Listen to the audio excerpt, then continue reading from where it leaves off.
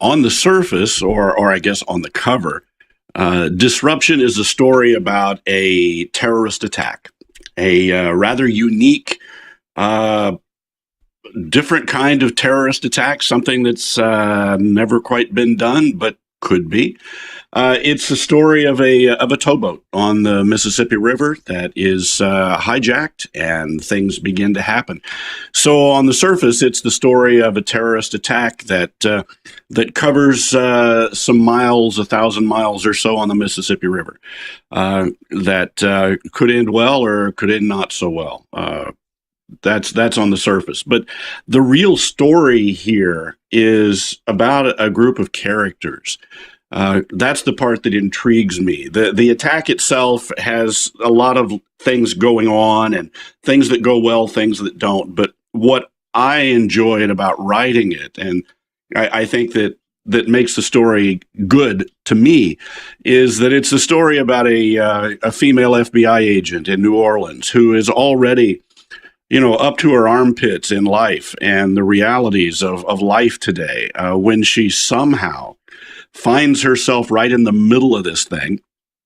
And not just in the normal way that you'd think for an agent there, but she finds herself ending up, basically being the lead dog in this thing, and traveling all over every place, trying to, first of all, figure out what's going on. And then once you figure that out, what do you do about it? And every time it seems that she's finally got things that she thinks she understands, she suddenly finds out she has no idea.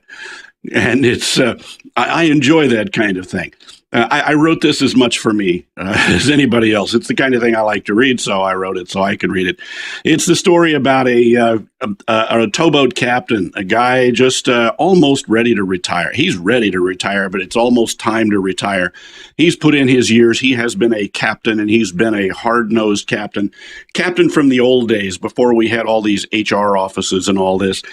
And he's, put in his time thinking about getting off. He's built a good crew, and suddenly finds out that everything he's done before, is up for grabs. His boat now has become not just his boat, and it's become the center of something that goes against everything, every fiber in his being. And yet, the way it's done, he just can't find out what to do about it.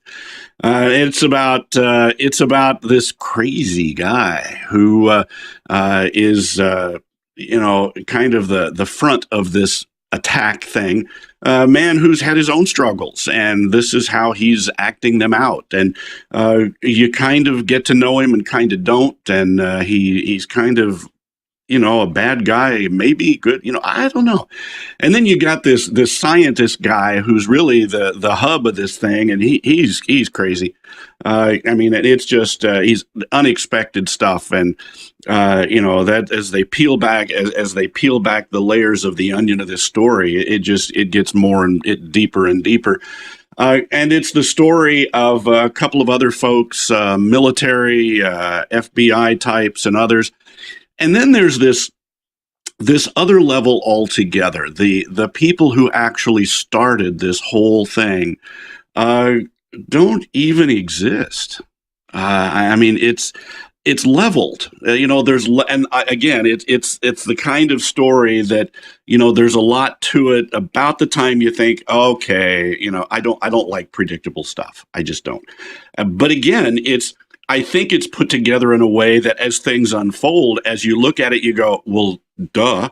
Yeah, it's not that, intentionally lead you one way and then, lie to you or make up something at the end to make something fit. As I said, it's the kind of story I like to read, and hopefully somebody else will too.